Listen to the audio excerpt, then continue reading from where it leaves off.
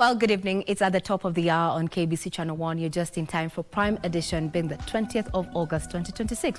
So tonight, other than just bringing you up to speed with stories that have been making headlines in the last 12 hours or so, we're going to be talking about a social-economic development aspect, and that is investment. And not just investment, we're going to be talking about prudent investment and capital preservation. But before we speak matters investment, how about we have a sneak peek to what Prime Edition is all about tonight.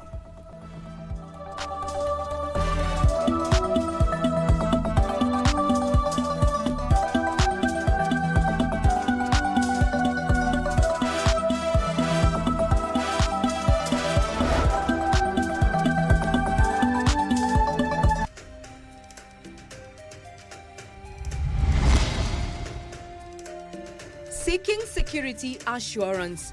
DCP leader Rigathi Gachagua writes to the National Police Service demanding security during his planned political rally in Narok. Na hivyo tunaitisha IG wa polisi resign, kazi imemshinda. Bearing the greatest responsibility.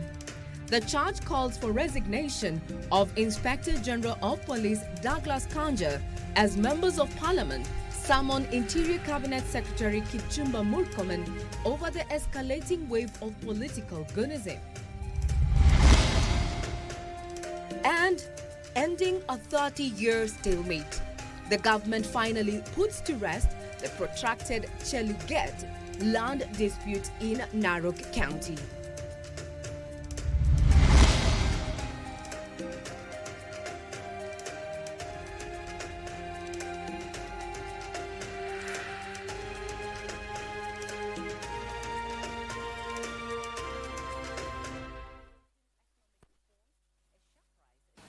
Good evening once again. I'm Regina Manyara and this is Prime Edition. My colleague on sign language is none other than Lady Lucy Maura. Now we start off with matters politics, where DCP party leader Rigathi Gachagua has written to the National Police Service demanding security assurance ahead of his planned political rally in Emurua-Dikir, Narok County on Friday. The former deputy president says he's concerned that inadequate security could result in a repeat of violence witnessed in Nakuru, where several vehicles in his convoy were attacked. Gachagua has challenged the Inspector General to take full control of the National Police Service or resign from office. Abdiaziz Hashim with those details.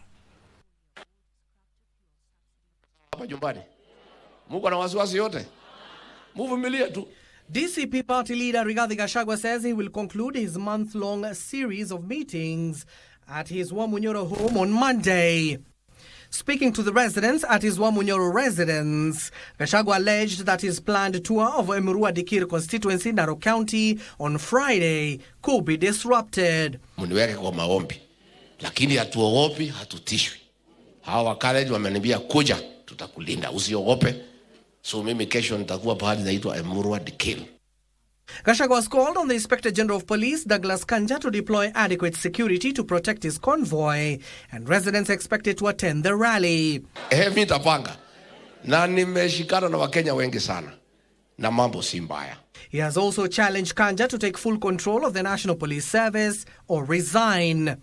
Gachagua then engaged members of the public in Muranga County after officially opening a DCP party office, which he said will serve as the regional headquarters for the mountain region. Contributed to and... Meanwhile, Education Cabinet Secretary Julius Ogamba has criticized the former DP over what he termed as continued ethnicization of the country ahead of the 2027 general election. We are being told every other day by leaders to hate each other, to hate our country, to hate the next person. We don't see anything good in a person who perhaps does not come from your community. That is not what you taught us. And I want to tell our brothers and our sisters in the opposition, I want to join them in welcoming ICC to come and investigate that matter of goonism. Because you are planning goonism, then you point fingers at others. Focus yangu kubwa ni kuhakikisha kwamba hata siku moja tusipoteze katikati ya sasa na uchaguzi ya mwaka ujao. Abdiaziz Hashim for Prime Edition. On the same breath, the church is now accusing the police of laxity and taking sides in the emerging 2027 political contest.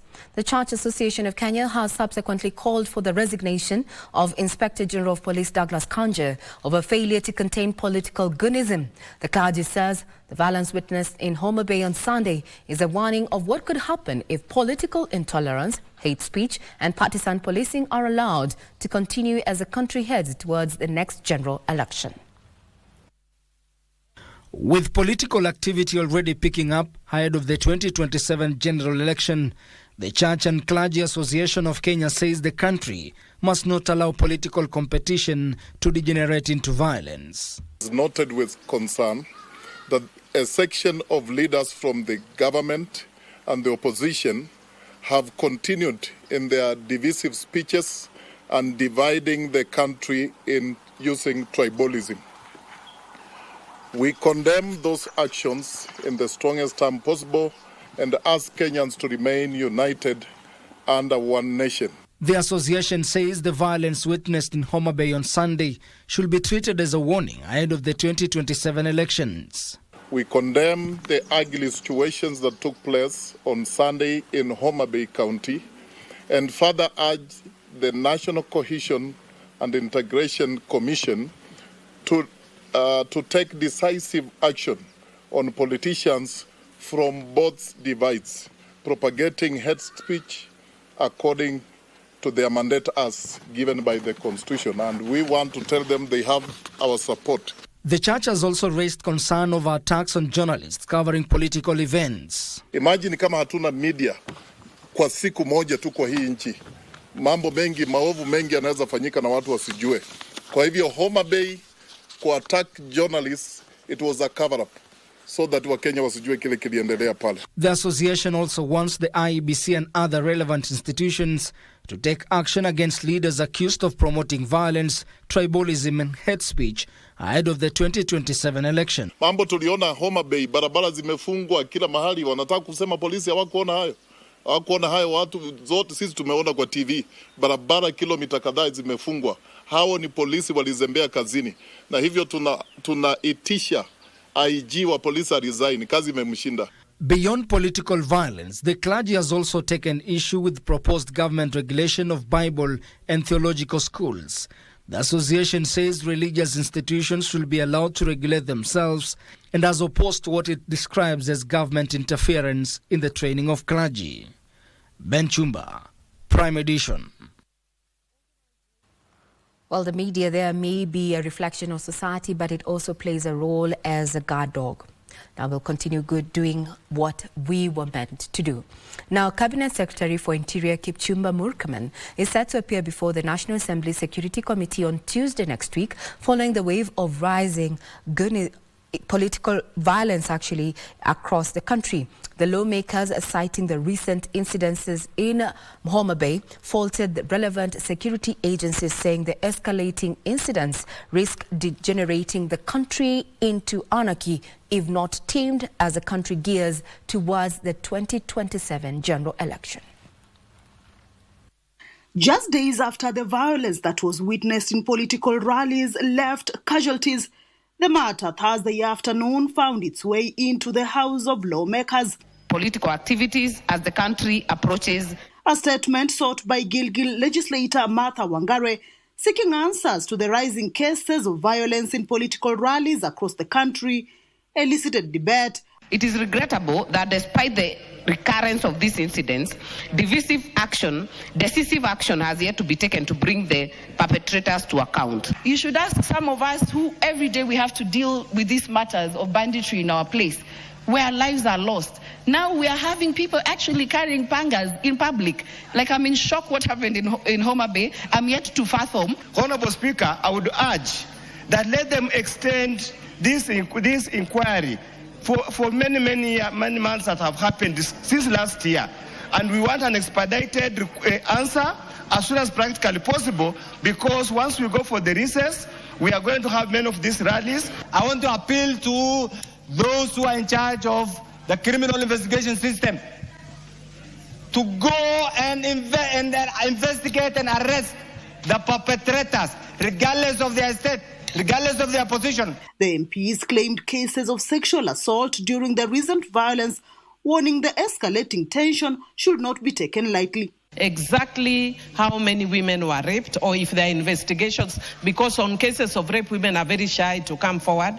Honorable Speaker, the investigations must be thorough and those who are concerned arrested. Because if no action is taken, we risk seeing this country degenerate into a state of anarchy. However, the MPs challenged each other to exercise tolerance as campaigns heighten. Let us stop emotions. If your colleague is having a rally, just relax and put your own rallies. But Mr. Speaker, sir, we have to say no to this bad behavior. Every Kenyan has a right to go anywhere in this country, to seek for votes anywhere in this country, and therefore we cannot encourage, otherwise we shall not be able to carry out our campaigns across the country in peace. Democracy has given us freedom of speech.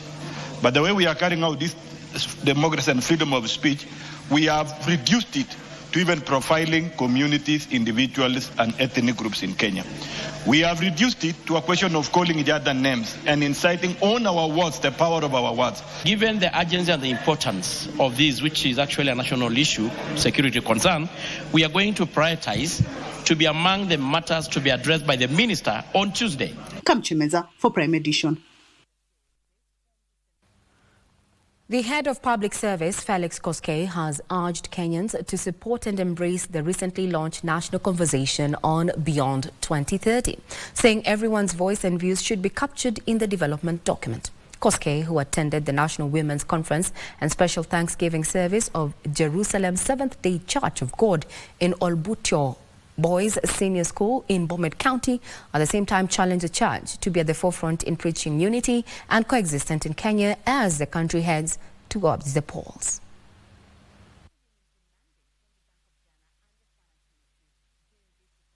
Mvua ilipotea kwa pahali pengine na mimea iliharibika kidogo, lakini serikali inashughulikia kuhakikisha kwamba hawa wakulima wamepata usaidizi. Every one of us should participate in this national conversation so that we get the best strategy, the best plan that will carry this country forward until a period that you people will agree. If it is 2060, that's fine. If it is 2063, that is fine. It is you people to drive this agenda. So I ask the youth, wherever you are in this country, participate fully. Take charge and make sure that that vision 20-something is your contribution.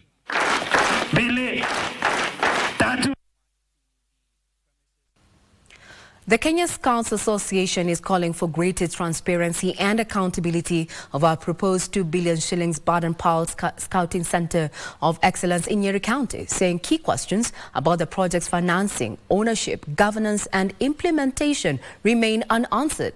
Chief Scout Victor Radito says the Scouts Association supports investment in scouting. However, it wants clarity on how the proposed project was conceived and why the statutory National Scouting Organization was not centrally involved in this development. The Scouts movement has deep roots in Kenya, dating back to the year 1910, with a membership of over 4 million across the country. Chief Scout Victor Radito says while the proposed Baden-Powell Scouting Center of Excellence in Nyeri County is a progressive development, there is need for full disclosure. We want to determine who made this assumption that Kenya Scouts requires such a project in Nyeri. Why was KSA not involved in the conception and development of this proposed 2 billion project? Who prepared the 2 billion budget and what is the detailed project plan? Who owns or will own the proposed land and completed facility? Who is the legal beneficiary of the funds being mobilized? For Kenya Scouting Association, transparency before funds are raised, land acquired or contribution begins would help protect the credibility of the project and ensure that resources intended for young people are properly governed. If this is genuinely a project to support scouting in Kenya, why is the Scouts organization not involved? The Chief Scout is not aware, the Chief Commissioner is not aware, members of the National Board who are flanking me are not aware. The association is also raising broader institutional questions over the role of the World Scout Parliamentary Union Kenya chapter. WSPU should also be seen as a bridge between Parliament and Scouting, not a bridge over KSA. What they're trying to do, they're trying to form kind of a bridge over KSA, using KSA name to solicit for funds, which are meant to support activities of scouting in Kenya, not supporting the adult activities as per what they do. KSA is now seeking intervention from its patron, President William Ruto, to help provide institutional clarity and safeguard the interests of the scouting movement. And very soon, we are meeting the patron. And one of the items that will be placed before the patron is the perennial interference of WSPU with scouting activities in Kenya. Nancy Okware, Prime Edition. The government says it has resolved the long-running Cheluget land dispute in Narok County, ending a 3-decade standoff that left thousands of families facing the threat of eviction.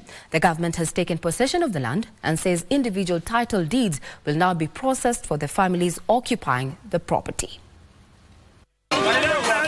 For thousands of families in Narok South, a decades-long wait for the security of tenure could finally be coming to an end. The government says it has resolved the Cheluget land dispute with the family of the original owner handing over the title deed and withdrawing court cases seeking the eviction of families living on the 5,800-acre property. Sasa mambo ya Cheluget tumekalimisha. Ahadi ambayo tulipeana kama serikali kuhakikisha kuwa mambo ya mashamba tutayatatua zote katika nchi ya Kenya. Hatuna mambo ya watapeli, hakuna mtu anaingilia shamba ya mwingine. Ile porojo sijui ya kamoja yangu itakuwa divided ama kuna watu wanaletwa alafu waweko hiyo shamba hakuna. Speaking at Kwalela Primary School Lands and Physical Planning Principal Secretary Nixon Korir said the government will now begin the process of surveying and preparing individual title deeds for the beneficiaries. The dispute dates back decades and has been the subject of prolonged court battles, with hundreds of families occupying the land since around 1999. Tuhakikishe kuwa tumemaliza mambo ya mashamba katika Kenya mzima, mwananchi apate title zake, aishi kwa amani, asaidie watoto wake, aelimishe watoto wake na maendeleo endelee katika Kenya yetu. Narok South MP Kitilai Olentuntu said resolving the matter was among the key promises made to residents during the 2022 campaigns. Tulizama tutamaliza hiyo maneno. Si leo ndio tunakuja kumaliza.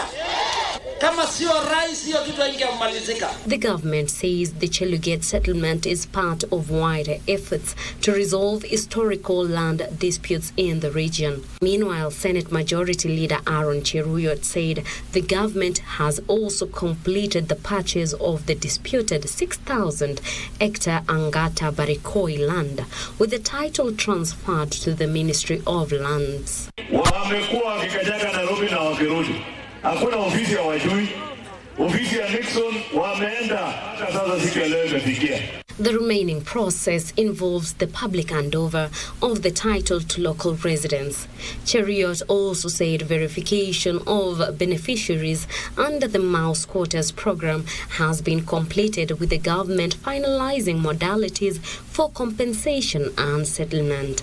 Governor Patrick Ntutu welcomed the resolution of the Cheluget dispute, describing it as a historic day for Narok residents. While Prime Edition takes a quick breather, we'll be right back with more. Do not go away.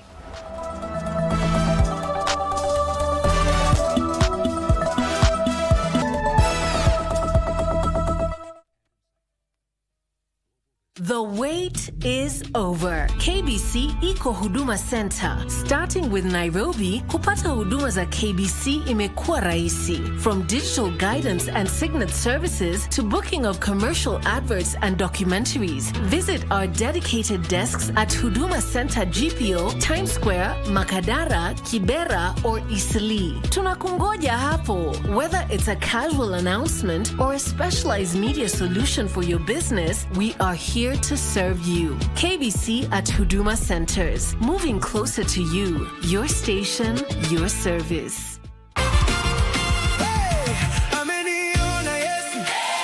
Arise and shine, for indeed, your light has come. Each and every Saturday here on Angaza Live, we create a space where faith meets real life. We bring you guests with powerful and inspiring stories, from gospel ministers to performing artists. We get to tackle conversations that matter with biblical truth, practical wisdom, and reignite your hope. I personally make sure you get a dose of the very best of gospel music from East Africa and across the world. I am your host, Kush Tracy. And my name is DJ Raf, captain of the Chiki Ones and Twos. Join us each and every Saturday from 5 p.m. to 7 p.m. This is Angaza Live.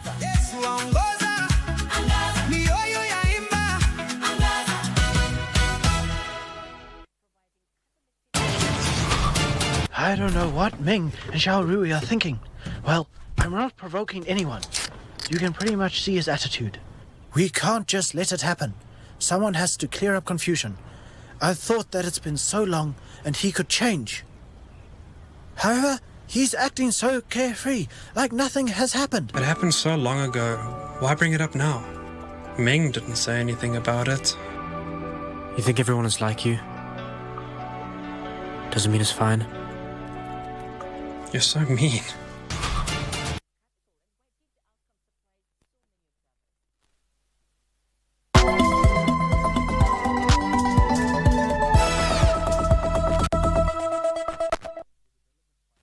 Welcome back. Now, as modern youth navigate a fast-paced digital world marked by instant gratification and mounting pressures, educators are finding themselves in the front lines of new psychological landscape. And police in Mbeere South constituency, Embu County, are investigating the deaths of two lovers whose bodies were found on Wednesday afternoon in a Mogoka farm in Jikaze village, Gashushire sublocation. For this and more stories, here's Michael Mundiga with the county wrap. The Kenya Education Fund has put mental health and psychological resilience at the heart of its annual gathering.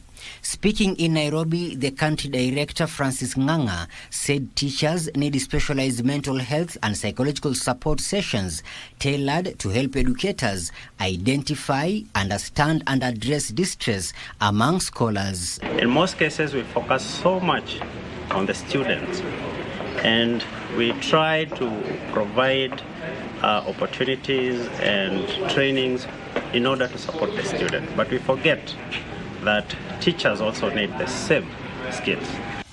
Meanwhile, police in Mbeere South constituency, Embu County, are investigating the deaths of a 35-year-old man and his 24-year-old lover, whose bodies were found on Wednesday afternoon in a Mogoka farm in Jikaze village, Gashuriri sublocation.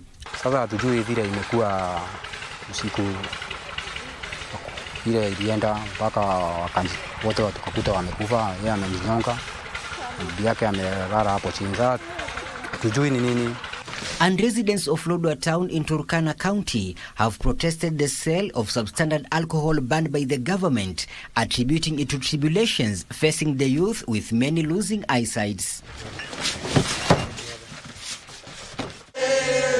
Elsewhere, the Dock Workers Union of Kenya has raised an alarm over what it claims is fund embezzlement through alleged fraud at the union involving alleged loss of 82 million shillings. Loans zilichukuliwa almost 80 million, na tukiangalia breakdowns hatujui imeenda vipi. Hiyo ni mambo ambapo tayari kwa polisi, na tutazidi kuifuatilizia tupate wale waliofanya hivyo, na hiyo kila aliyechukua pesa ya chama lazima aregeshe. In Kericho County, construction of Tritab Moija SGR railway station in Bureti sub-county is set to begin, with the contractor expected to report to the site within the next 2 weeks. SGR is covering 50 kilometers, and therefore within those 50 kilometers we are going to have not less than 4 stations, as Governor has said, and we are going to engage the local people. Choice of this station will not only place the blanket in the map of this nation, but will also open up the economy of this region. Finally, a chapter in surgical care has been opened in the region after the Aga Khan University Hospital, Nairobi, successfully performed a robotic-assisted laparoscope cholecystectomy, commonly known as gallbladder removal surgery. The procedure combines expertise in highly trained surgeons with robotic technology designed to enhance precision, visualization, and control. The same as in any other minimally invasive procedure, because we use the same tools to control the bleeding. The stitching is a little easier compared to laparoscopic surgery because it mimics the movement of one's hands because of, once again, that articulation and the increase in the range of movement. So we are able to actually do stitching quicker and easier. And the learning curve for surgeons to learn how to stitch within that cavity is much better as compared to other tools like laparoscopy. Michael Mondiga for Prime Edition. Now, the Government Chemist Department has received ISO 17025 accreditation, a major quality assurance milestone expected to strengthen the credibility of forensic evidence used in criminal investigations and court proceedings. Speaking during the presentation of the certificate by the Kenya Accreditation Service, KENOS, at the Government Chemist Department at Kenyatta National Hospital, Interior Principal Secretary Raymond Omolo said the accreditation gives Kenyans greater assurance that scientific evidence used to determine cases meets internationally recognized standards. Speaking at the event, Industrial Principal Secretary Juma Mukwana said the accreditation assures the public that the government chemist has the right systems, equipment, reagents, and importantly, competent personnel to produce reliable lab results.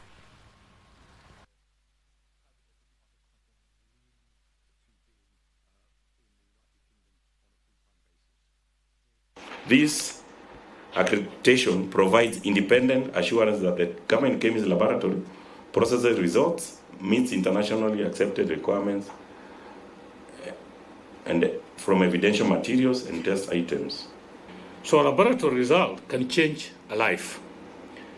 It can determine the direction of an investigation, it can strengthen a prosecution, it can protect the innocent, it can protect the public. The government chemist should not only be a laboratory where samples arrive and reports live. It should increasingly become a national center of scientific expertise and contribute to research. So our responsibility now is to ensure that the benefit of this accreditation moves beyond the government chemist department and is felt throughout the institutions and ultimately by the Kenyan people whom we all serve.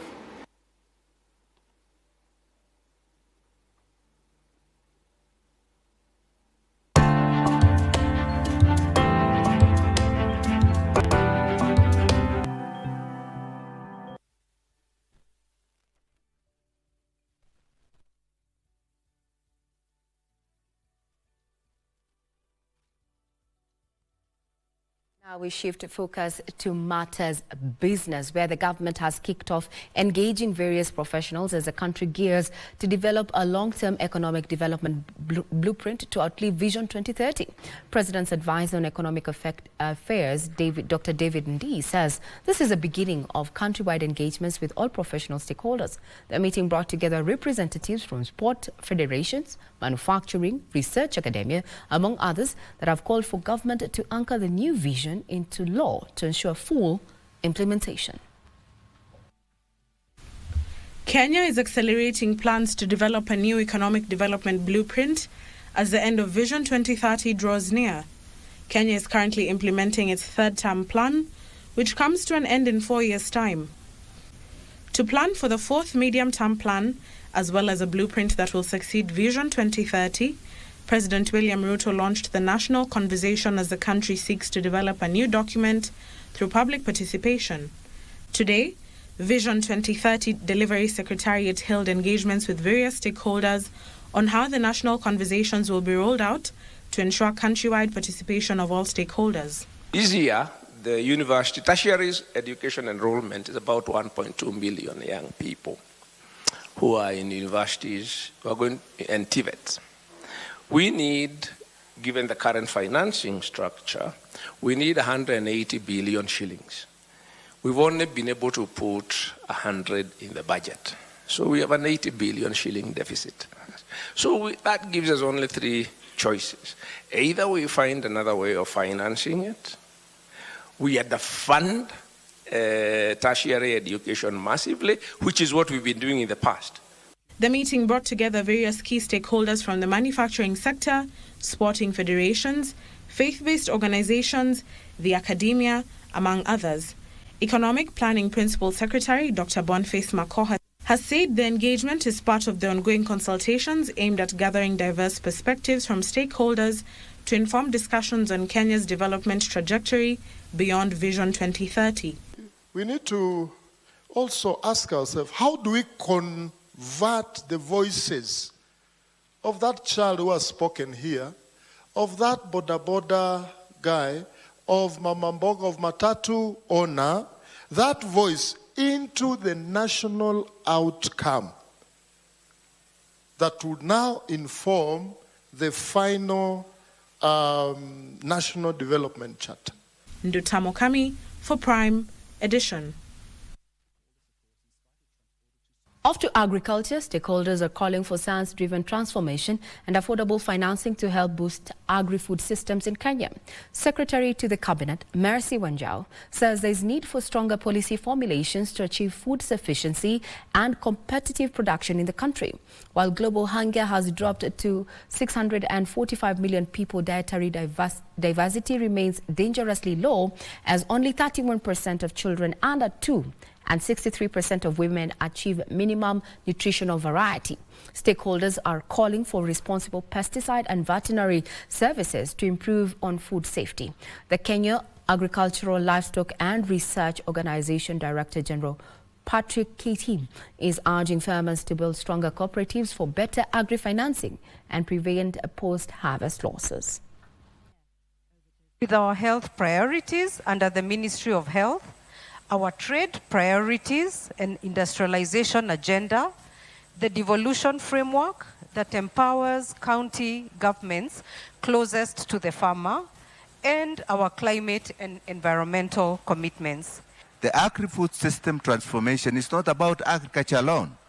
It's about farmers, incomes, it's about trade, it's about enterprises, it's about resilience, it's about public health, and whether every family can access safe, nutritious, and affordable food.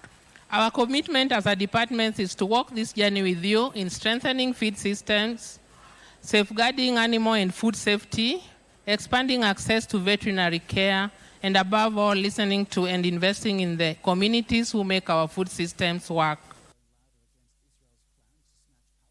Investors are calling for tax predictability, urging the government to have a 10-year period before reviewing existing taxes or offering adequate time for introduction of new measures.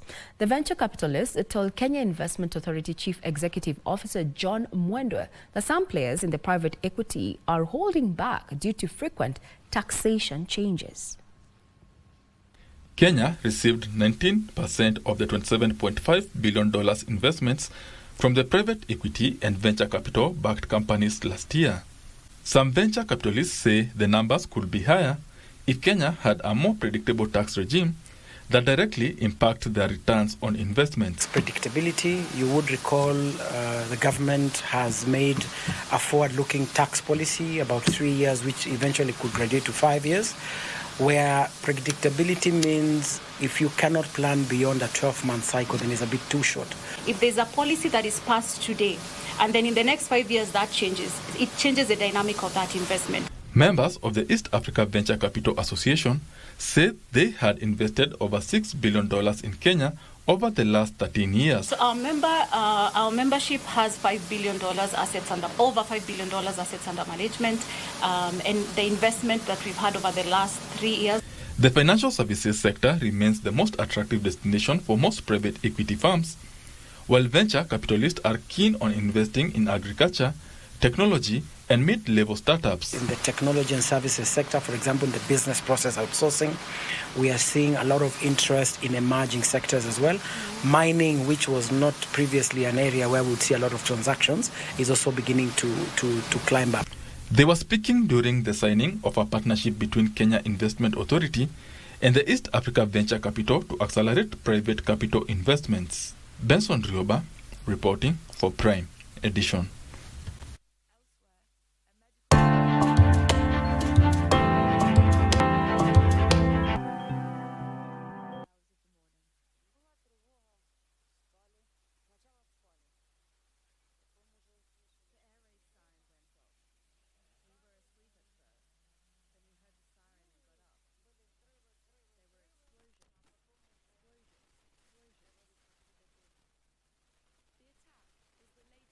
All right, listen up. Colgate is on a mission. It's kind of a big thing. Colgate Herbal uses traditional nature's herbs and combines it with Colgate science for healthy gums and strong teeth. Colgate Charcoal Gentle Clean cleans and polishes teeth for a whiter smile and a naturally fresh and clean mouth. Choose natural. Choose Colgate Charcoal. I don't know what Ming and Xiao Rui are thinking. Well, I'm not provoking anyone. You can pretty much see his attitude. We can't just let it happen. Someone has to clear up confusion. I thought that it's been so long and he could change. However, he's acting so carefree, like nothing has happened. It happened so long ago. Why bring it up now? Ming didn't say anything about it. You think everyone is like you? Doesn't mean it's fine. You're so mean.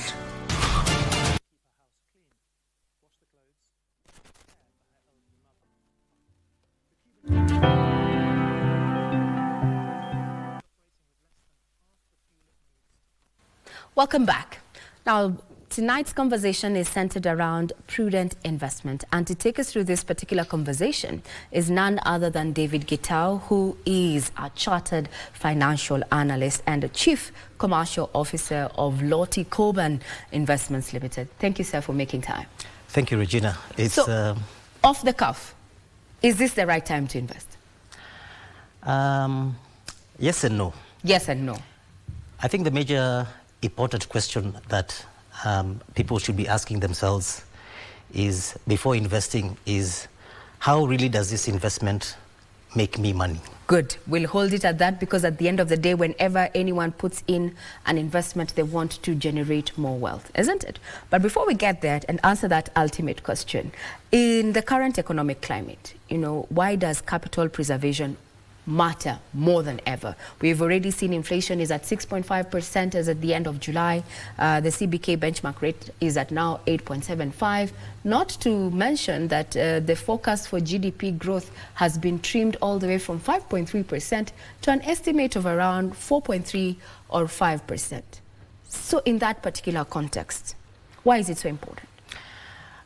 It's really because, one, investors like the issue of predictability. All right. It doesn't matter whether it's a tax regime, whether it's politics, people like predictability.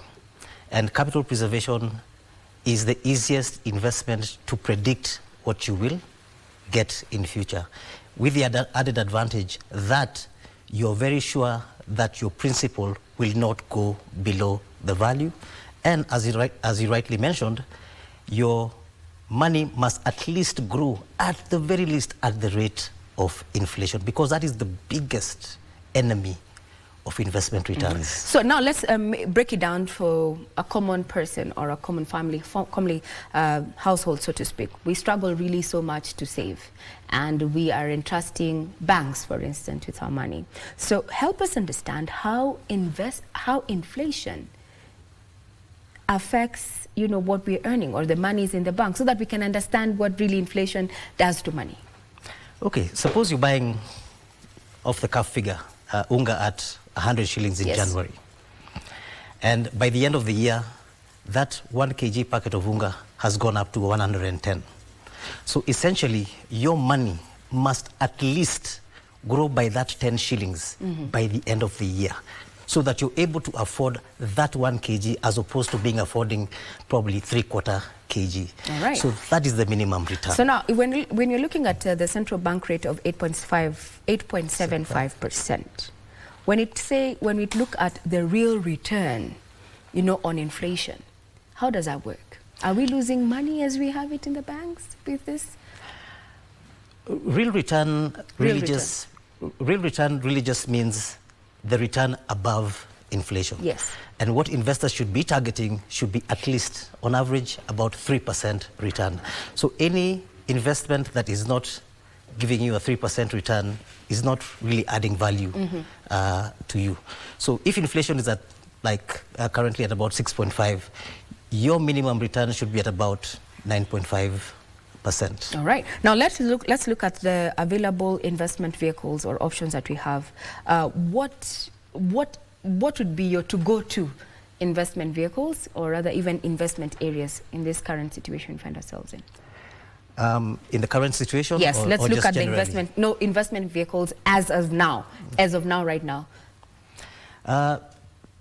In the current investment scenario, and generally across the globe, most investments or all investments will generally fall under 3 categories. All right, let's hear them. First one is, and this is what people need to understand, how does that investment make money? The first one is capital preservation, where you're saying, the shilling I put here today, tomorrow I should find that shilling. And most importantly, it should also grow, at the very least, at the rate of inflation.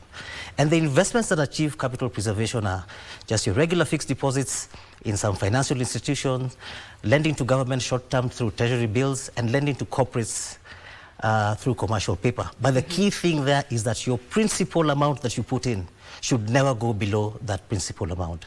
The second way is through what we call capital growth, where you're trying to double, triple your money over time, and you do that through capital gains.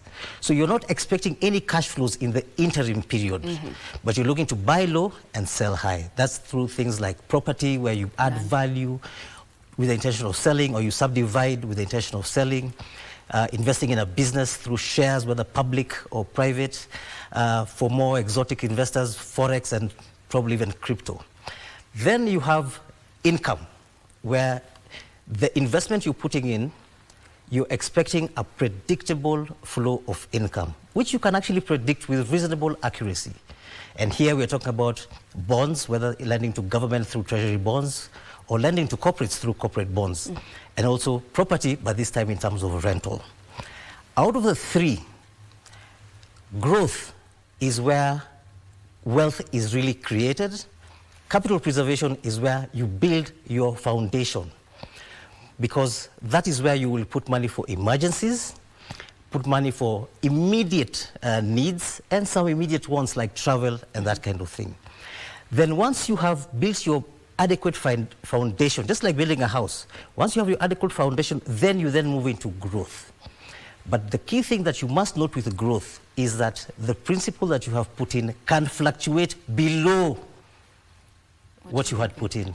But the whole idea is that on average, over the years, the trend should be going up. On an upward trajectory. Yeah. Now, let's unpack that. That was quite a heavy statement there. You've talked about investment options that we have right now. Now, let's try and look at the options that we have. We compare options from low-risk money market funds to T-bills. Let's look at that, because Kenyans want to know, where do I invest? Especially now, looking at the macros and the micros.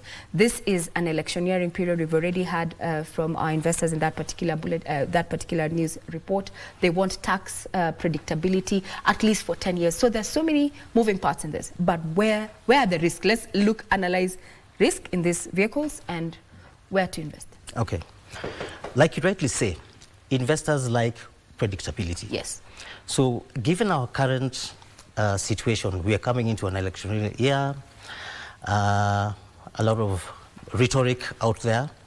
That means you're not too sure what will happen tomorrow. And that uncertainty is what brings about turbulence in the markets.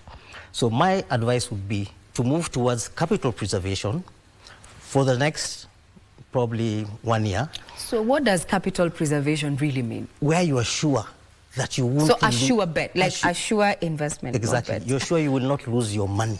So where is this sure? Where is this sure?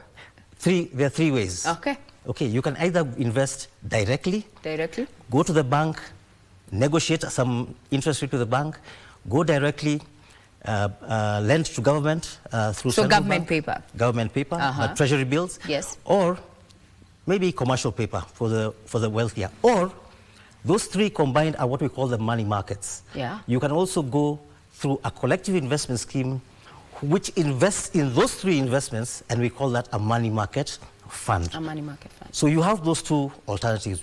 But for the common mwananchi, it is always advantageous to go through a collective investment scheme, because there you then have higher negotiating power, and you will generally get a higher return than if you went directly. All right, so government paper or the money markets. That is what you'd advise. So how can then investors balance, the desire for higher risk? As you've said, it has to be on an upward trajectory with the need to protect their principal. Remember, they have to have something at the end of the day. How do you balance? One of the things about balancing risk is really to understand the concept of risk. Because most people you ask will say high risk, high return. Yes. But that's wrong. It's actually high risk, high potential return. Because the potential for losses is equally as high.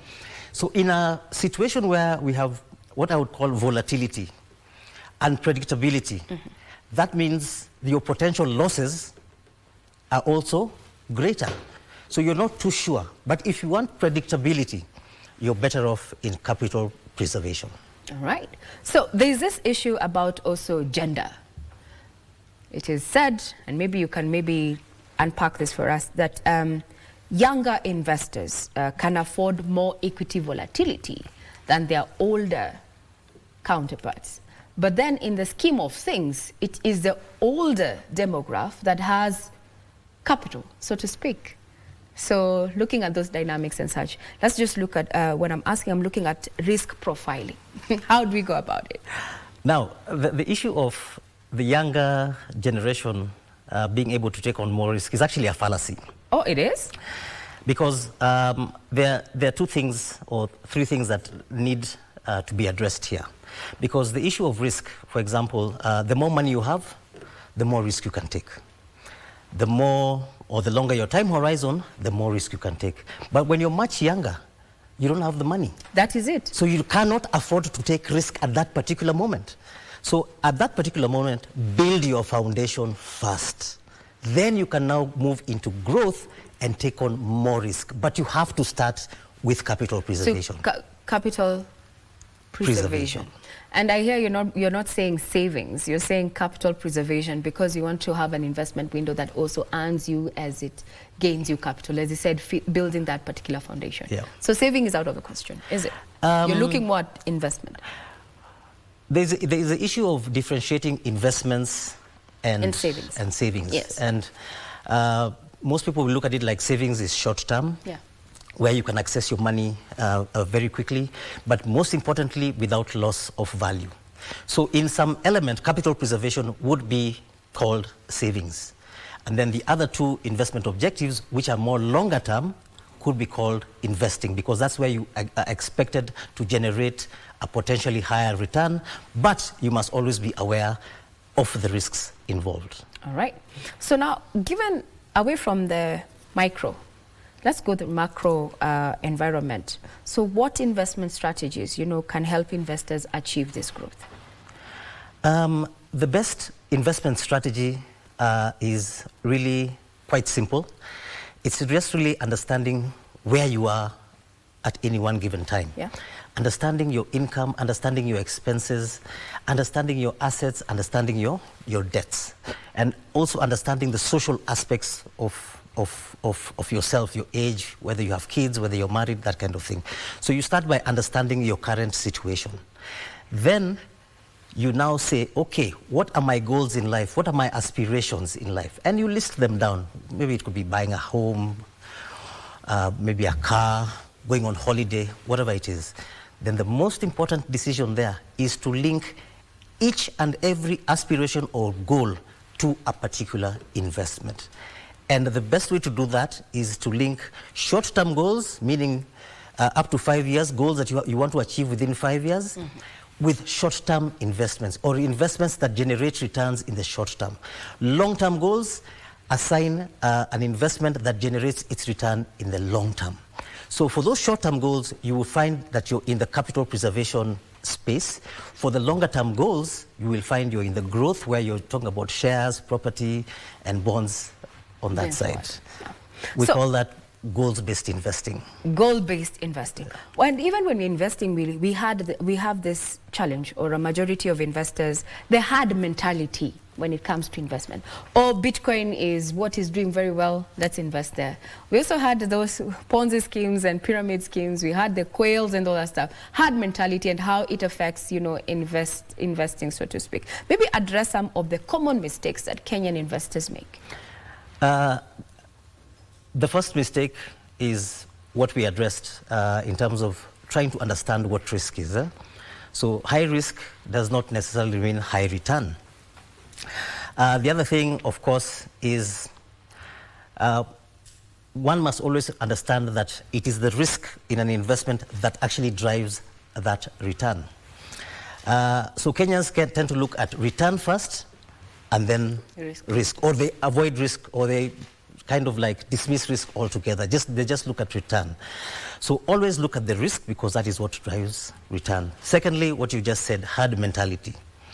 Where if everyone is moving west, sometimes it's just prudent for you to move east or south. Exactly. Yeah. The crowd is usually almost always wrong. Most of the time. The other mistake is the hype that surrounds certain investments. And the hype, of course, is again driven by a good deal by social media. So it's always prudent for you to engage or to listen to people who are actually qualified to give that advice, be it on podcasts, movies, social media, whatever it is. So those are three common mistakes. Okay. Yeah. So now, in one sentence, or rather in quick summary, David here, what should an average Kenyan, do right now to protect and grow their wealth? First thing, every person must understand that being successful financially is all in the mind. It is all about the little habits that you do, things like budgeting. Yes, people will say that budgeting is just a systematic way of going broke, but it is better to know where systematic way of going broke. But it is better to know where your money went, yes, rather than wonder where it went. And the most important behavior, when we talk about in the mind, it is the issue of discipline. One must be disciplined. Tell your money where to go, because as they say, if you don't tell your money where to go, it will still go. So the first thing is budget. Tell your money where to go. Tell your money where to go. Yeah. Oh, and you'll never. So you cannot afford to say you're broke. You can only tell your money where to go. Yes. I like that statement. All right. So budget. That's what you're saying. Have a clear conscience on how you want to spend whatever, the little or a lot. I don't think anyone says that they have more than enough that they get. So yeah. So if for someone who is just starting to invest in Kenya, whether they're based here or even abroad, where would you recommend that they begin? If you're starting your investment journey from scratch, start with things like the money market funds. Money market funds. Yeah. As you get a little bit of money, then you can go into some of the growth funds. Those are the equity funds, or even just direct investing in shares and property. Then as you get older, as you approach retirement, that's when you start thinking, oh, I don't need all this stress of growth. I need to reduce my risk, and now I can go into income. But the starting point should always be where you are sure that you're not going to lose a single coin. All right. Let's now make it more practical. The entry point maybe to a normal job or entry point job in government, maybe we're looking at around 60,000 thereabout. So with someone who is earning 60,000. Let's look at how their budget of spend is, and they live within the outskirts of Nairobi, but they get to the central business district as their workstation. How should their budget look like? Initially, what such a person should do is, of course, look at their income vis-a-vis their expenses. Yes. And at a very minimum, they should be able to at least put aside at the beginning. 20%, at least. So 20% of your net income, at least as a starting point. And with time, keep on getting that rate up of what you save. Because we're not talking about not consuming. We're just saying consume less now so that you can consume more later on. So if you start with the 20%, and then as you get older, as your salary starts going up, your income rises, then you can increase it to 30%, even 40%. 40% would be now the sweet spot. Because let's face it, a lot of times, even as an employed, whatever you put in for pension, your employer contribution, what goes to NSS, will not be able to cater for your retirement. So you must have a separate kitty in combination with that to be able to survive over the years. So 20% at the minimum. very least, at the entry point. So I'll give you a minute, or actually 30 seconds, to just bring this conversation to a close. And what would you want someone who's watching this, and they're going to watch it either online if they're not watching it live, what should you know when it comes to matters, the do's and don'ts, basic do's and don'ts when it comes to investment? And that take home for me is tell your money where it needs to go. But yeah, let's hear from you, David. The first thing is that whenever you're confronted with an investment, the key thing to ask is, how does this investment make me money? What is the investment objective? And that automatically should tell me the risk level involved. Secondly, it is always important. I know we have this thing of niko na mpango kwa kichwa. My plan is in my head. Never have a plan in your head. Write down your goals. Put them in a conspicuous place, probably at your exit of the bedroom, so that whenever you see your goals, you know exactly what you need to do to achieve those goals. Because one of the biggest risks that we face as people is that if you don't achieve your goals in life, that means sadness. So 2 things, at least. Second one is make sure you have your goals written down and knowing exactly how much you're going to allocate to each goal per month. And if you're able to do that consistently over time, that is the most important, you're going to be able to take advantage of compounding. And like what I say, let's go back to basics. The things we learned in primary school, haba na haba hujaza kibaba. Maybe we just didn't think about it in terms of investing. Things like a stitch in time saves 9. You must understand where you are. Fix yourself today, because it's today that counts. And then, of course, lastly, don't put all your eggs in one basket. Eventually, you must diversify. All right. Very well said. We have been speaking to none other than David Gitau, who is a chartered financial analyst. And the question has been, is it the right time to invest? I hope we've answered that question. My take home is that you need to tell your money where it needs to go.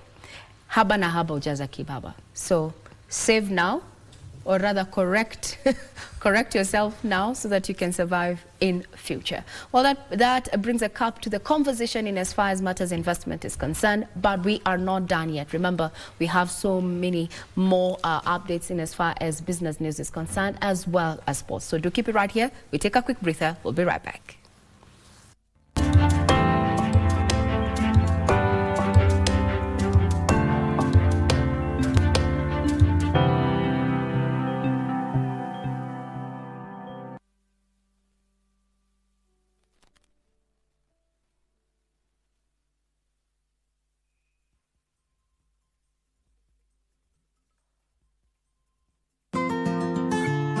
Kutoka jimbo la Nairobi, tunaangazia ufugaji wa mbuzi wa maziwa. Maziwa ya mbuzi iko na immunity kubwa sana kwa mwili yako. So ukipata unakunywa maziwa ya mbuzi na ndio sababu watu wananunua maziwa mengi sana.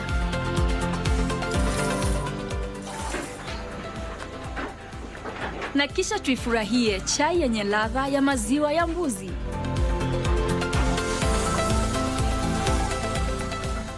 Ungana nasi Jumamosi saa 10:30 hapa KBC Channel 1 kwa mseto kamili wa kilimo.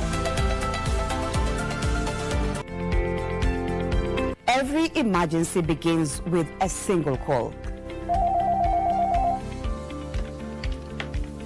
Morning, Engine Ambulance Control. In a matter of seconds, that call can mean the difference between life and death. Behind every response is a dedicated team of dispatchers, paramedics, and nurses working tirelessly against the clock to ensure help reaches those in need before it is too late. Less than 10 minutes, we should be already at the scene.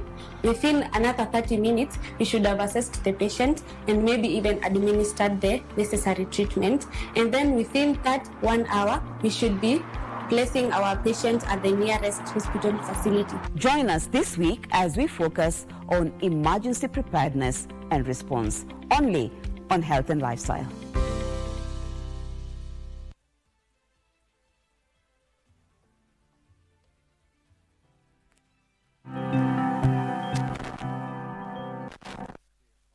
Now we're shifting focus away from matters investment to housing, where the affordable housing program is set to cross the 1 trillion shillings mark in investment this year.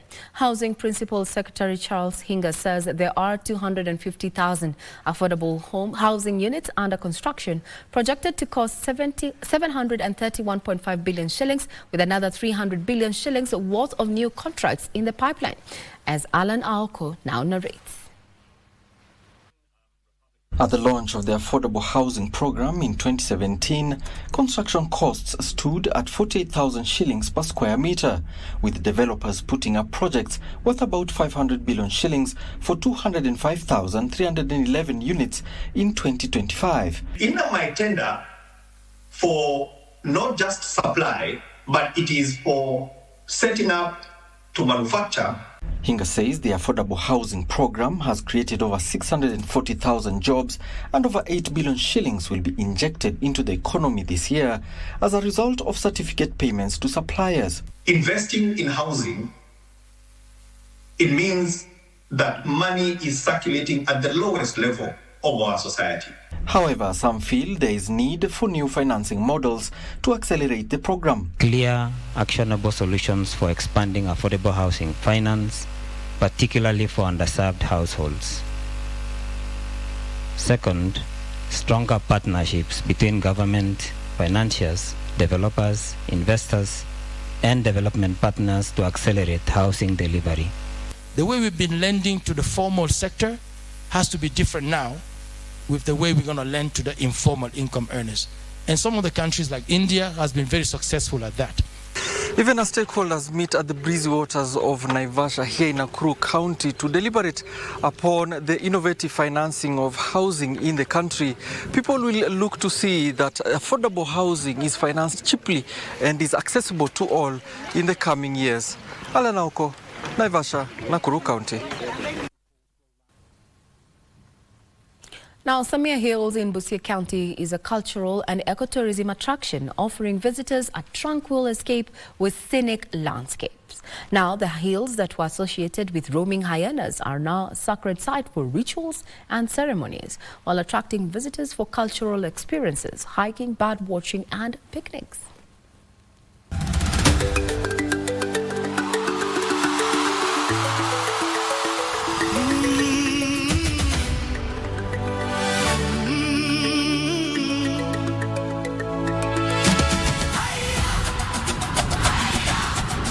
Welcome to Busia County, a captivating region with rich history, one that is stretching back to times when human-wildlife conflict was a concern, especially for local communities. Today, Busia is a vibrant tourist destination with untapped and untold stories. These Samia Hills are a sight to behold.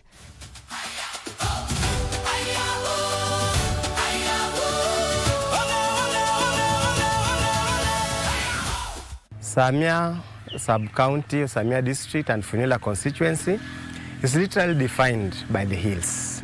This hidden gem, often overshadowed by its more famed counterparts, offers a serene escape into a world where beauty and tranquility reign supreme. Long ago, hyenas would roam freely across the landscape. Today, while the hyenas have moved on, their story remains, and Samia Hills stands out as a sacred site where rituals and ceremonies take place. Iyo wanyama wamepunguka. Serikali imefanya juu na chini. Sasa vile naongea hivi, watu sasa wanaanza kuishi kwa hiyo milima.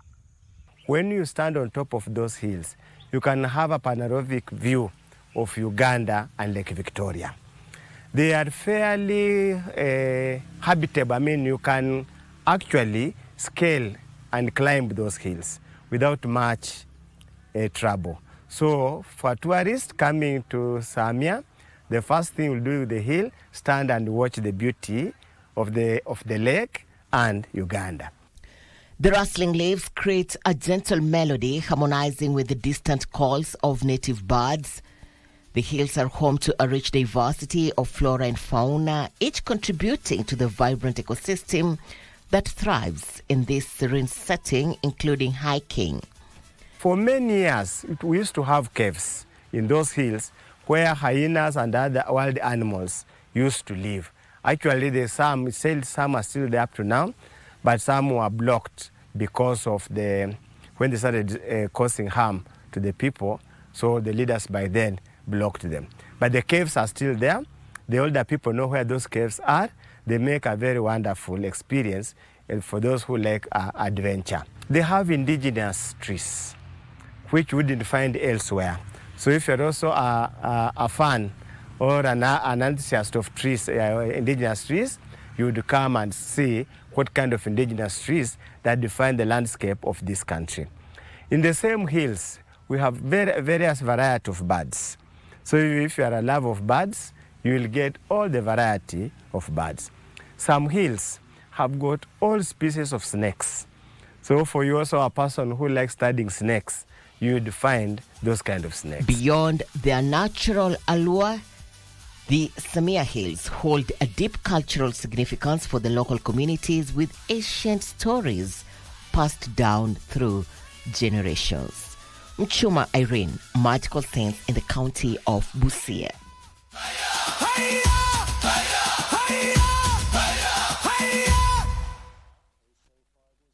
Well, I just learned that also there is Samia district in the Republic of Uganda. Indeed, Kenya is a beautiful place. Now, the cost of industrial and domestic gas is expected to come down by November this year with the expected completion and commission of the Taifa gas facility. The 16 billion liquefied petroleum gas terminal in Mombasa is nearing completion with the commissioning expected in October. Project mechanical engineer Moses Ocheng says testing of the storage tanks is already underway. The cost of liquefied petroleum gas remains stubbornly high, with the Kenya National Bureau of Statistics reporting that the average cost of refilling a 13-kilogram LPG gas dropped from 3,470 in June to 3,432 in July, offering some relief to households that use gas for cooking. Despite various policy interventions seeking to lower the cost to 1,500 shillings, the war in Middle East and limited storage capacity continues to affect prices. The ongoing construction of Taifa Gas LPG terminal at the Dongo Kundu Special Economic Zone is expected to help lower prices. At the end of this project, we will be able to have affordable and reliable clean LPG taken to the Kenyan market. The terminal has 12 spherical storage tanks, each with a capacity of 2,500 metric tons for a combined storage capacity of 30,000 metric tons. Currently, we are at advanced stages of construction. We have constructed 12 tanks. You can see them on the background.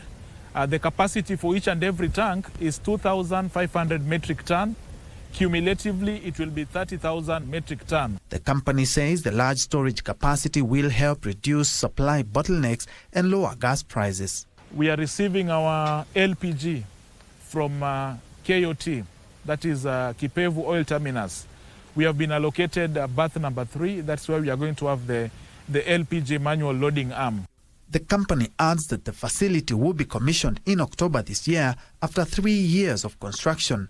For commissioning mid of October, and we are on the right progress to achieving these timelines. Upon completion, Taifa Gas will become the third major bulk liquefied petroleum gas supplier in the market alongside African Gas and Oil Company and Lake Gas. For Prime Edition, I'm Ben Troinjue. A welcome relief indeed to households come October. Now, cross-border trade within the Horn of Africa region is being hampered by poor infrastructure, cumbersome border clearance procedures and limited access to market information. Daniel Washira, head of trade facilitation at the Ministry of Industry, Trade and Investment, says harmonizing trade policies and sharing information among member states could help reduce the cost of doing business while encouraging traders to move from informal to formal trade. Cross-border trade is a key driver of the economic integration, but traders within the Intergovernmental Authority on Development region says they are facing barriers that inhibit movement of goods and market access. They say poor information sharing among government agencies across countries is a major challenge. Furthermore, poor roads and communication infrastructure, among other non-tariff barriers, are pushing up the cost of doing business, especially for small-scale traders. Sharing the information between the various government agencies and various government, so creating bottlenecks. So that's one of the things that we are trying to address. Except for some of the few priority corridors, majority of the corridors being shared across the IGAD region is still is in a state of poor condition. IGAD officials say knowledge-sharing platforms could improve access to reliable market information that would help farmers and businesses make informed decisions on what to produce, where to sell, and when to enter different markets. The issue is how do we ensure that our farmers have enough information about the market, and how is this information about the market is reliable? Is the data available? How soon it reaches them? And how accessible this information is? But for trading goods, it can be, we are able to hide a lot of information. So if there can be a platform that can be able to address those challenges, it will save the traders a lot of problem. Garo says poor infrastructure along some key corridors, coupled with lengthy clearance procedures and varying documentation requirements, are slowing trade. We have not standardized our document, then you will be subjected to the importing countries' documentation, and yet you have been cleared from this country. But in the process, the transaction cost is increased. In the process, especially if you are carrying some perishable products, the lifespan of this commodity is also being at risk. They called for harmonization of policies and standards, improved infrastructure, and a stronger information sharing mechanisms to unlock cross-border trade. Experts note that lack of knowledge sharing in cross-border trade is one of the challenges that needs to be resolved. For KBC Channel 1, I am Teresa Mutai. Kenya is stepping up investment in irrigation and water harvesting to boost food production and reduce reliance on rain-fed agriculture. Agriculture Cabinet Secretary Mutahi Kagwe says more land should be put under irrigation to meet the rising food needs for a growing population. Agriculture Cabinet Secretary Mutahi Kagwe says Kenya should produce more food from every available acre as the population grows. Idadi ya watu inaendelea kuwa nyingi ya juu, lakini mashamba tumeona ya kwamba tukiendelea vile tulivyo bila maji, bila irrigation, ni kusema ya kwamba we will not be able to feed the population of Kenya. He says efforts are being stepped up to capture and store water from seasonal rivers, dams, water pans and groundwater for agriculture use. Tuna mbegu za kutosha. Vile vile, umesikia tunaona kama kutakuwa na El Nino. El Nino ina maneno inaweza saidia na ina maneno inaweza haribu. Ile inasaidia ni kusema ile inasaidia ni kama hii dam. Hii dam iwe umemaliza kiwango kikubwa kabla El Nino haijakuja. Kwa sababu hiyo maji yote ambayo itakuja itajaza hiyo dam. Kagwe said the objective is to turn stored water into food, jobs and incomes, urging farmers to diversify production and embrace commercially viable crops. Tuendelee na mambo ya irrigation. Ndio hata kukiwa na ukame wa aina gani, tutakuwa na maji ya kutosha kukuza chakula yetu katika nchi yetu ya Kenya, na ile itakuwa mingi zaidi tunauza. Speaking during the launch of the rehabilitation of the Ndigiria water pan, the Cabinet Secretary said the government's wider strategy development and rehabilitation of dams and water pans and the sustainable use of groundwater. For Prime Edition, I'm Ben Troinjue. Now, Kenya is targeting to launch the first national lottery in April 2027 as the government moves to establish an operator to run the multi-billion shillings gaming venture. NLB Acting Chief Executive Officer Dr. Martin Talian says the first lottery ticket is expected to be sold in April next year, with the rollout initially relying on digital platforms before expanding to other channels. The planned launch brings the country closer to operationalizing the National Lottery Act of 2023, which provides for a national lottery whose proceeds will be channeled to the National Lottery Fund to support designated public interest causes. To pave the way for the procurement of an operator, the National Lottery Board has appointed a consortium led by RSM Eastern Africa in partnership with the Sweden-based Qlot Consulting as its transaction advisor. They understand our legal environment and fiscal realities, and they understand our institutions. In Qlot Consulting, an associate member of the World Lottery Association, we gain specialists who have advised on some of the most sophisticated national lottery procurements all over the world. The transaction advisor will guide the board through the structuring of the transaction, financial and commercial analysis, preparation of tender documents and evaluation frameworks, as well as due diligence and contracting of the eventual operator. Kenya plans to model its national lottery system on the US Powerball and Mega Millions, China's welfare lottery and Singapore pools.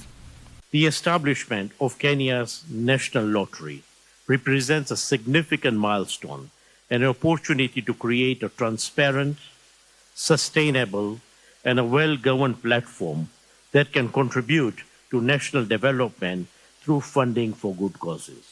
The proceeds of the national lottery, after the prizes and the legitimate cost of running the lottery, are to be paid to the National Lottery Fund. It means help arriving faster when floods or drought or fire strikes a community, because one of our mandates is to fund emergencies. The contract, which is expected to run for about 1 year, is being funded by the Exchequer and will extend beyond the procurement of the operator to support implementation. Trevor Ngendo for Prime Edition. The government has raised 139 billion shillings through the Trade Development Bank to clear pending bills owed to road contractors across the country. This brings the total amount raised through the securitization of 7 shillings per litre of fuel paid to the Road Maintenance Levy Fund to 314 billion shillings. Road and Transport Cabinet Secretary Davis Churchill says only certified pending bills will be paid this Friday.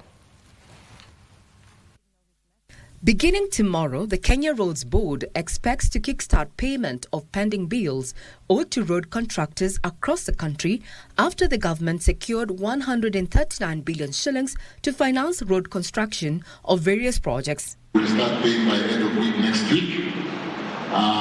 We will complete the 3 months, April to June, and that takes us to end of August.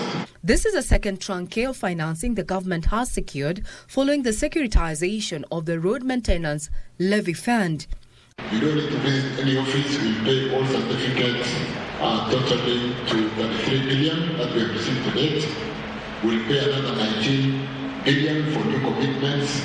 So in the next week, we should be expensing up to 52 billion to pay you guys. Under the first phase, the government leveraged the 7 shillings per litre of fuel paid to the Road Maintenance Levy Fund to mobilize 175 billion shillings, enabling the settlement of pending bills for certified works. The government has to invest to open up the country because investors cannot build those roads because we're just doing it for social good to open up the country.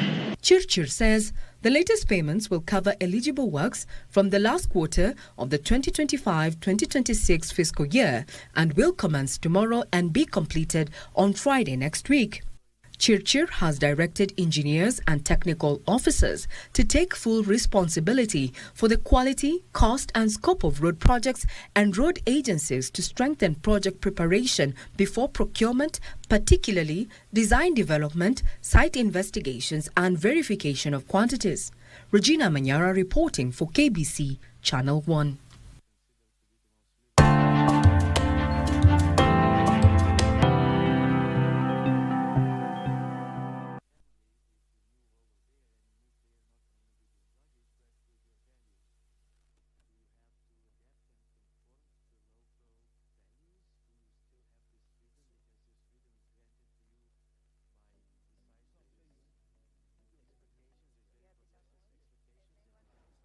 And we sat next to each other. Hivi ulikuwa umemnotice venye mulikanisha?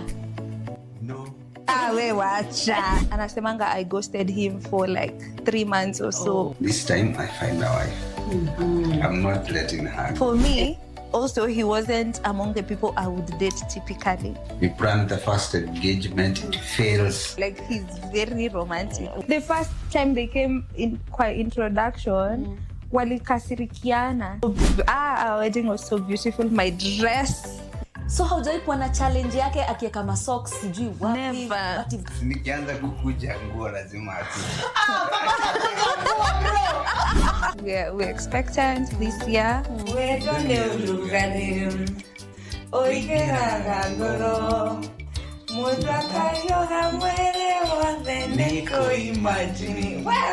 The wait is over. KBC Iko Huduma Center. Starting with Nairobi, kupata huduma za KBC imekuwa rahisi. From digital guidance and signet services to booking of commercial adverts and documentaries. Visit our dedicated desks at Huduma Center GPO, Times Square, Makadara, Kibera or Eastleigh. Tunakungoja hapo. Whether it's a casual announcement or a specialized media solution for your business, we are here to serve you. KBC at Huduma Centers, moving closer to you. Your station, your service.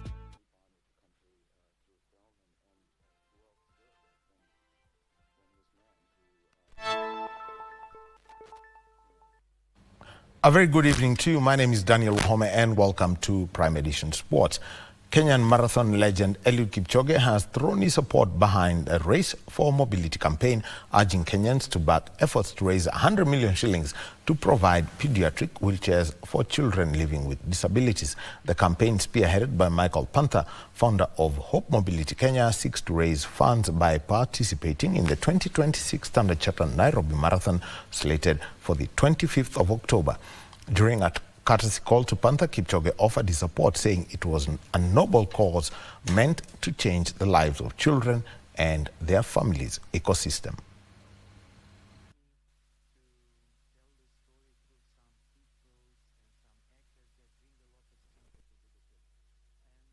So it's good for him to, and her to come up actually on social media, all sorts of media, and tell people, hey, you are not really disabled. If your mind is working enough, let us just raise for the mobility and work on use our minds to raise our economy. This world belongs to all of us. Nobody actually is owning the world. Nobody has a title for this world. I'm doing this to create awareness about disability here in the country, and then also to raise support for pediatric wheelchairs for children with disabilities here in this wonderful country of Kenya. Now, Nairobi City Thunder maintained their run in the Kenya Basketball Federation, that's the KBF League, after securing a commanding 90 points to 50 victory over Umoja Basketball at the Manyara National Stadium last night. Thunder took control from the opening quarter, leading 22-16 before producing a dominant second quarter in which they limited Umoja to just 4 points to take a 40-20 lead into halftime. They continued to pull away after the break, scoring 26 points in the third quarter and 24 in the fourth quarter to seal a 40-point victory.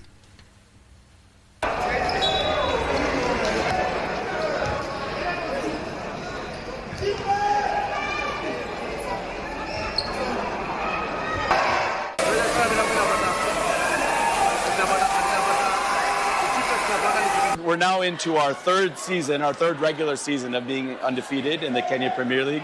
And one of the things I'm really proud about our guys, especially right now at this point in the season, is even though we're winning games and sometimes winning by a big margin, guys are really putting in effort to play with great character. Amazing game, great execution on our part, a lot of good plays that we've been working on during the week. We were able to kind of get back to our drawing book and work on a few good new things.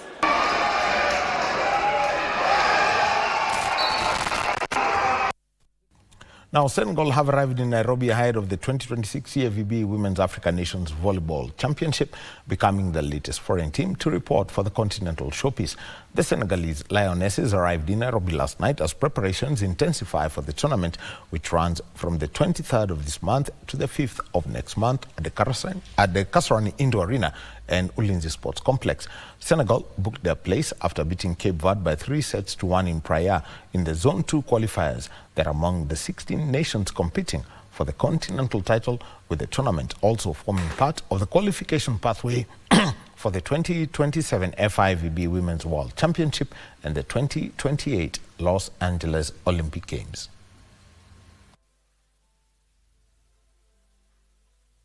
To the fans at first here in Kenya, I know that the Malka Strikers have a lot of fun, a big community, and I wish to have a good game against them with a full crowd and a lot of energy. And message to all fans in Senegal, as I say, we name it supporter, that means support us. All girls deserve it. They work really hard since 2 months to be in a good shape here. And the second edition of the Meru University Mount Kenya Run, which is held to raise funds for education and cancer research, will be held on the 5th of next month following its official launch.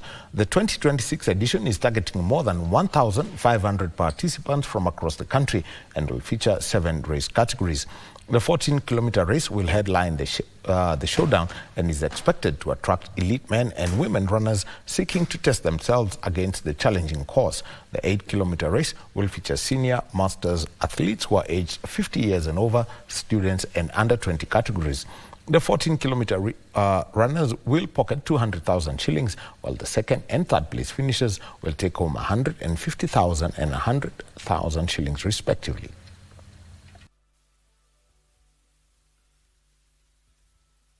And this year again, we really want to extend an invitation to all of them. And we do this as Kenyans, very philanthropic people, to stand with the very poor students that we have from all over Kenya. We do this also to sensitize people on the various health issues that we have, especially in Kenya and more particularly in Meru County, where there has been data saying that we have one of the highest cancer prevalence. This is our second edition of the run. The last one was successful, but we want to make this bigger and better. We want to encourage you to register and come and run for a good cause. And that is the sport for tonight. I'm sure we're all waiting for the Malkia Strikers to start striking all their opponents starting from Sunday. The CAVB Women's African Nations Championship is in Kenya. That's a story that we'll be holding on to coming into the next 2 weeks. My name is Daniel Wahome. Regina. Well, it is a wrap in as far as news is concerned. I hope you've learned something about investment, is that you need to speak to your money, tell it where it needs to go. That is what my take home. Not getting money and getting all, happy. Know where you're investing. Yes. The good thing about money, it never speaks back to you. Yes, it just disappears. But if you go wrong, it will. It will. All right. Let's get it right. All right. We bring this to a close. See you next time, same place, maybe at a different time. Have a great one ahead. I'm Regina Manyara.